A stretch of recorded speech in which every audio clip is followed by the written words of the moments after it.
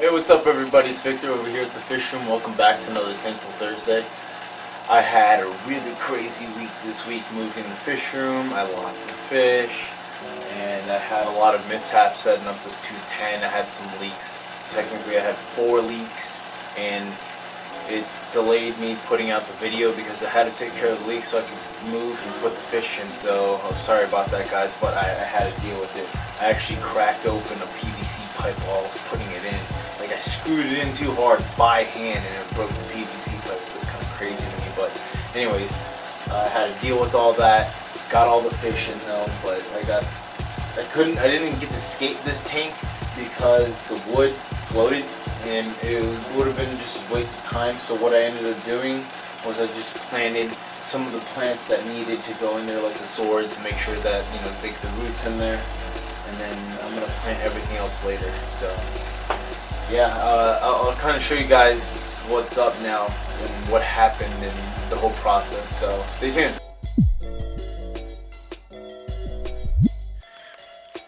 So the reason the wall is like this is because this pipe here had broken and goes outside. It froze over the one winter, and you can see that this is the water line that goes to it.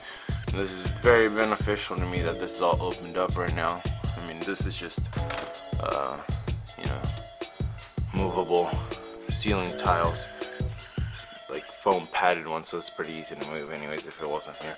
But this is the water line, and in this water line I'm going to be able to put a connection right here to do the drip system, because I'm going to put the 210 gallon right there or right there.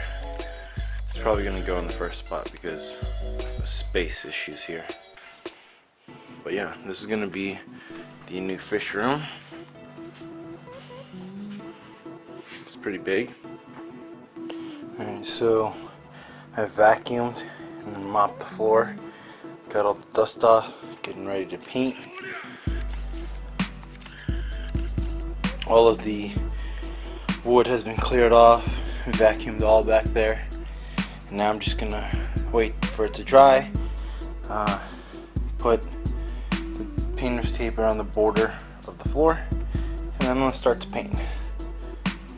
So as you guys can see here, I finished painting the floor. It's a gray, light gray color. It's still wet right now, but it dries up a little bit darker.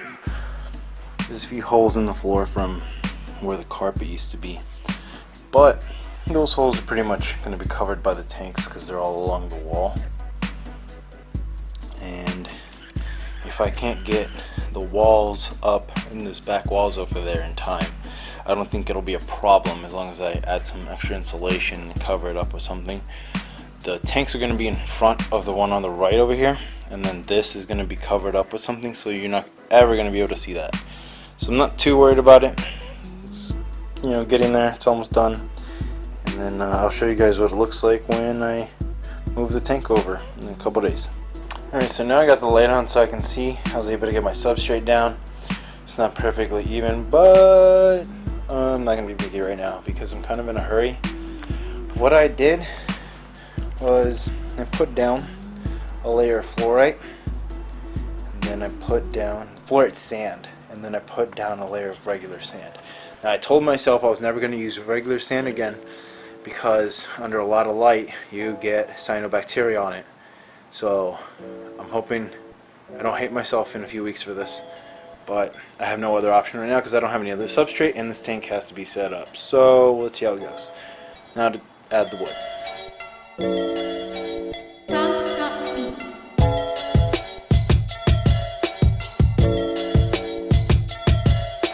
Alright guys, so I don't have the whole, the whole fish room set up or anything, but these 2 tanks are pretty good with the fish in it. I've got to do a water change on this tank. As you can see, the water's still a little bit cloudy. I gotta clean this tank up. You know, there's a lot of work to do. Moving's hard and it sucks. So I did my best, but I did lose some fish. But you know, it is what it is. I'm really trying. I got a bunch of fish in this tank over here. They're all doing good. Everyone else is doing good.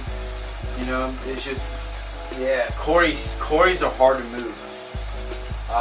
You usually what you want to do with moving Corys is before you move them. So like, you don't want to just take them and put them in a bag. You want to take them, put them in a holding tank, and then from the holding tank, put them in the bag.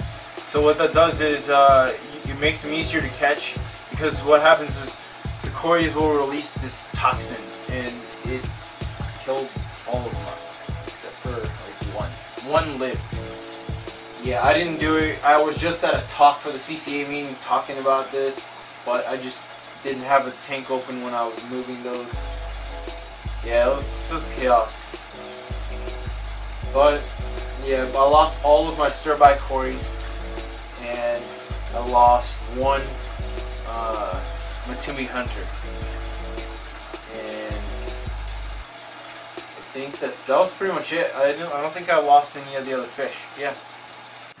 The Iwagumi tank, I added some more rocks, I added different plants in there, and what I'm going to do is I need to add some more plants along the back left. Once I do that, I'm going to be able to, I feel like I'll be satisfied with that tank. Make sure you guys tune in next week. I'm going to show you guys the rest of the fish room. I'm going to show you guys what's up with all the rest of the fish, and my discus is still settling in, so I'll kind of show you what's going to happen with the escape, because the wood floated and ruined everything. So I'll see you guys next week. Have a good one.